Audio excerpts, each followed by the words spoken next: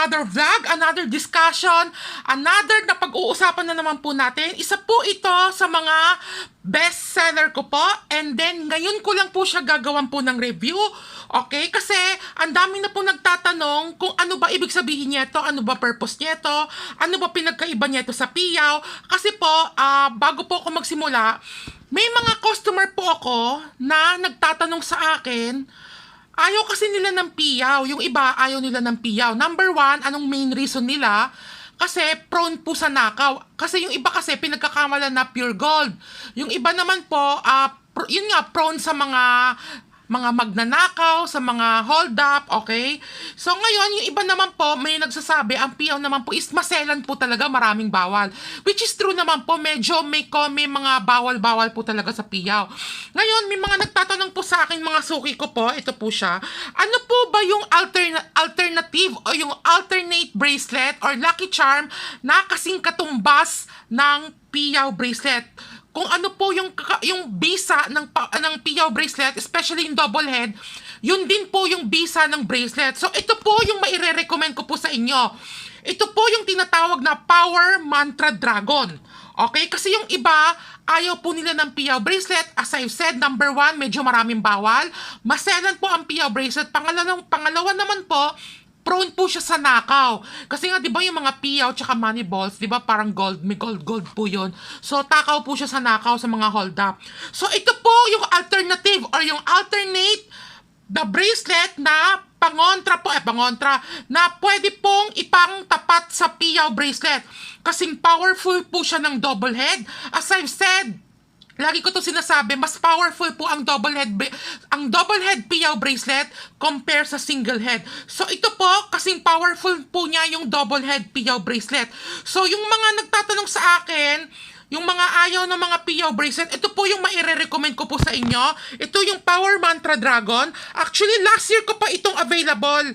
Last year po itong pinopost ko po to sa FB page. Ngayon ko lang po siya gagawa ng review kasi yung mga bumibili sa akin, nito, nagtatanong sila, ano ba yung mga purpose nito, itong stone, ano ba meaning nito, so, which is naiintindihan ko naman, syempre, pag bibili po talaga kayo, kailangan talaga malaman nyo yung mga benefits, or ano ba yung mga panghatak ng kada stone, ano bang mga lucky charm na dulot ng hatid for every gemstone. Again, uulitin ko po, itong mga stone na to, original po ito.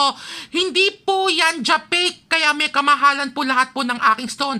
At makakasigurado po kayo, lahat po ng mga bibilhin yung mga bracelet, mga lucky charm, ay idadaan talaga sa ritual ng pag-activate. Using the cleansing bowl and activation bell, and then ilalagay ko rin po siya, ilalapat ko po siya sa selenite tower stone. So talagang makakatiyak po talaga kayo na talagang magkakaroon po talaga siya ng bisa kasi dadaan po siya sa proseso. Hindi lang po yung pag nag-order kayo, ibabalot ko na agad, ipapadala. Walang ganon. Idadaan ko pa yan sa ritual ng pag-activate, tsaka ilalapat ko pa yan sa selenite tower stone. Okay, so ngayon, balik po tayo sa topic natin. I-discuss ko po sa inyo kung ano ba yung mga ibig sabihin, ano ba yung mga benefits for every stone po. Okay? Ayan po siya. Okay? Ito po yung red agate. Ayan, red agate po ito. Ito naman po yung anti-evil eye. Yung blue sapphire with dragon. Ang black obsidian. Okay? Ang black obsidian with mantra. And then, ito naman po yung magnetic hematite. Ito naman po yung black onyx with 5 Emperor Wealth Coin. Ayun yung mga naka-ukit na yung parang coins. Yan po yung 5 Emperor Wealth Coins. Ito naman po yung Lucky Citrine Bar. Okay? At ito naman po yung, ayun nga, Black Onyx with 5 Emperor Wealth Coin, Magnetic Hematite, Black Obsidian, Blue Sapphire, Anti-Evil Eye, Red Agate. Okay? With mantra din po ito. And then, pinalagyan ko po siya sa supplier ko ng golden rings. Okay? So ngayon, itatapi ko po to isa-isa kung ano ba ibig sabihin niya to. Para if ever na gusto nyong bumili or ayaw nyo ng piyaw, ito po yung alternative na kasing powerful po ng double head piyaw bracelet. At hindi din po ito gaano kaselan. Okay? I-discuss ko po sa inyo. Magsimula naman po tayo sa anti-evil eye. Ito po, maraming beses ko na po ito nagawa ng review. Okay? Itong anti-evil eye po, nangangawit ako, wait lang. Nangangawit ako. Itong anti-evil eye, pangontra po ito sa mga taong toxic, sa mga taong chismosa, mapagpanggap, backstabber, sa mga taong naninira, sa mga taong mapagsamantala. Okay? Yan po yan ang anti-evil eye. Pangontra din po ito sa mga evil spirit, sa mga negative entity na hindi natin nakikita, at sa mga misfortune at negative energy po. Napakaganda po talaga niya itong anti-evil eye po. Isa po ito sa pinaka-paborito kong charm. Kasi nga, ang dami pong mga inggitera sa tabi-tabi, ang dami pong mga taong naninira, mga taong chismosa, ang daming taong crab mentality, yung sisiraan ka pag nakatalikod ka, yung take advantage yung kabaitan mo, yung mga nananamantala. Yan po yung pangontra po dito. Kasi alam naman po natin, nabubuhay po tayo sa lugar na puno ng toxic. Ang dami pong mga taong toxic sa paligid-ligid. Yung mga nagnanamantala ng mababait na tao. Yan po yung isa sa pinaka maire-recommend ko po. Ang anti-evil eye po, ayan po siya. Sumunod naman po ang Blue Sapphire with Dragon. Ang Blue Sapphire po, it symbolizes tranquility, harmony, peace of mind. Okay? Yan po yung parang pinaka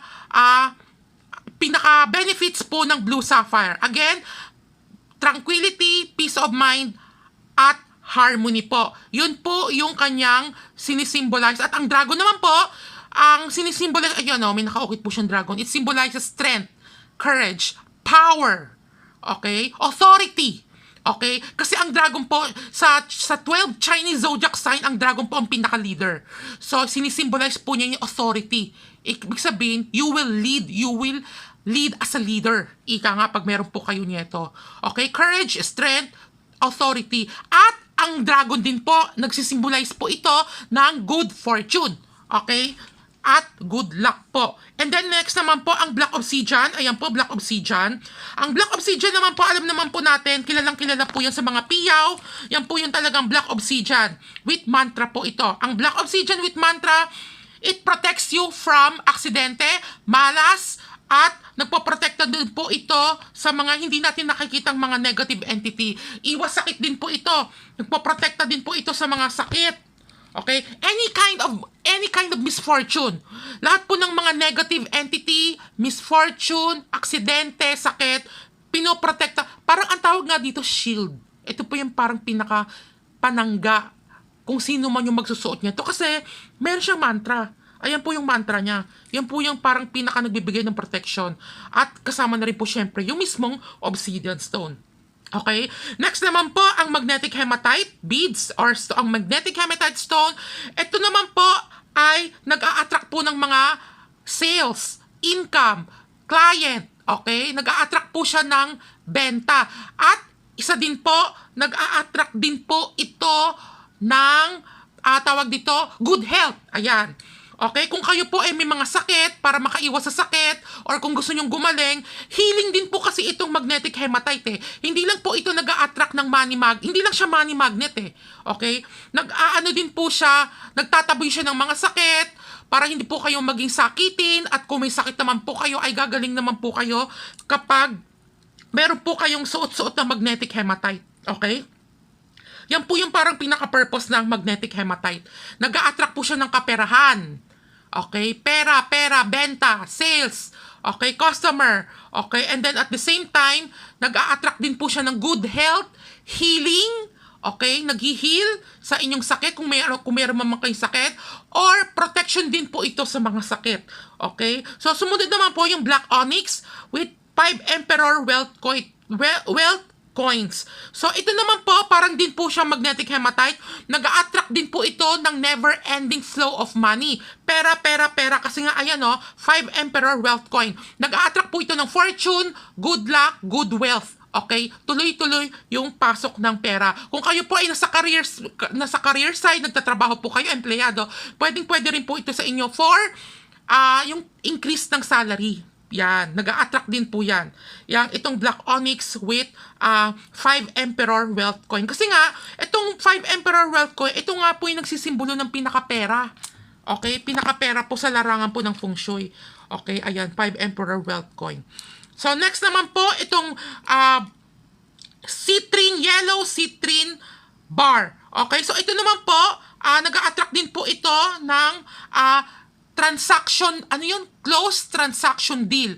Kung kayo po ay may mga katransact na client, mako-close nyo po yung deal, magiging maayos po yung transaction po ninyo, kung sino po yung magiging client po ninyo, magiging customer po ninyo, magiging swabe.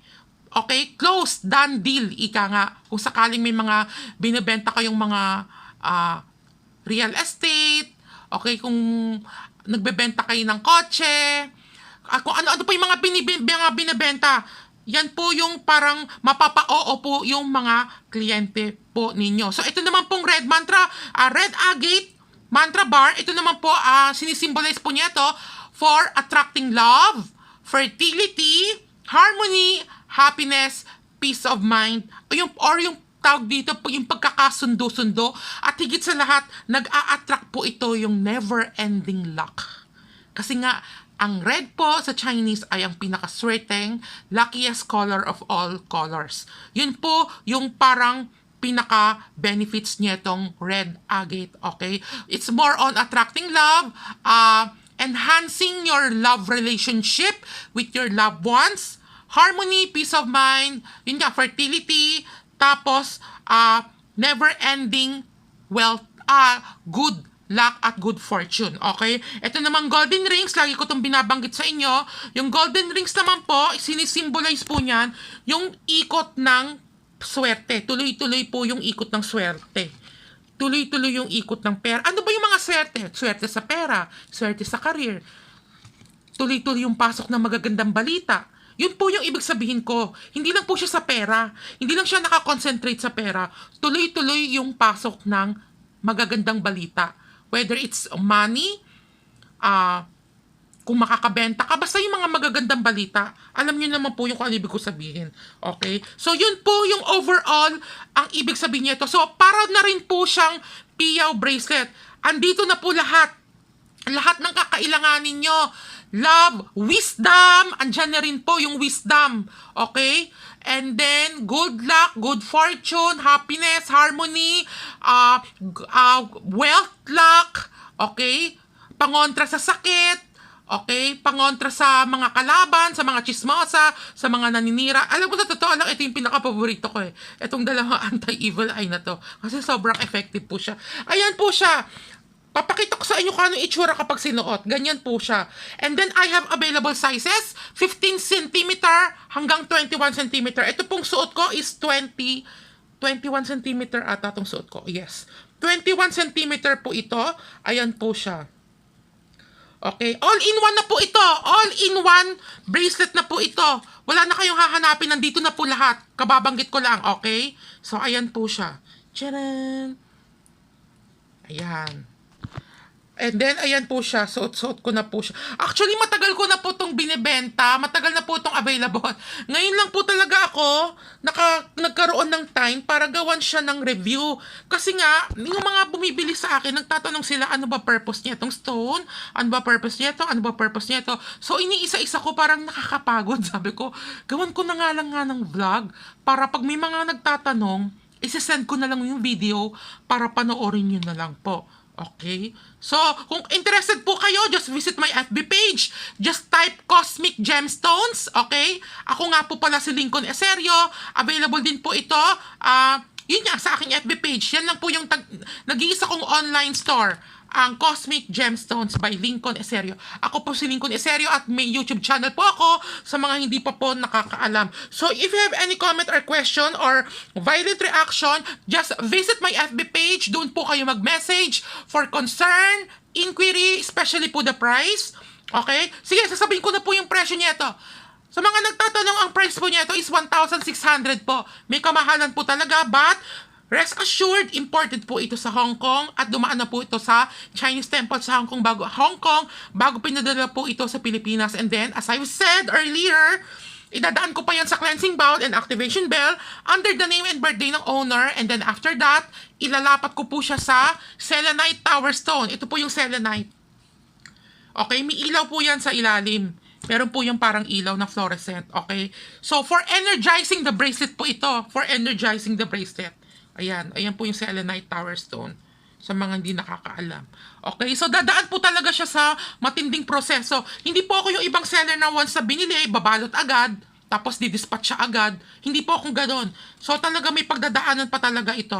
Okay? So yun naman po, sana po nagustuhan nyo itong video na to at naintindihan nyo po yung punto per punto ko regarding po dito sa mga benefits niya itong Power Manta Dragon bracelet. Okay? Any zodiac sign, pwede po ito gamitin. Any year, kahit saan, kahit kailan, pwede po ito gamitin.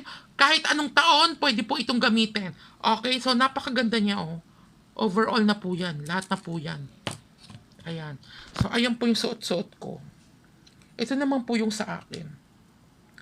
Sobrang effective. Okay? So, yun lamang po. Maraming salamat.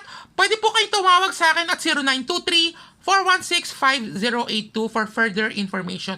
So, yun lamang po. Ito po yung Power Mantra Dragon. Okay? For always protection. For daily protection. Ika nga. So, yun lamang po. Maraming salamat. Till the next video. Bye! Tcharam!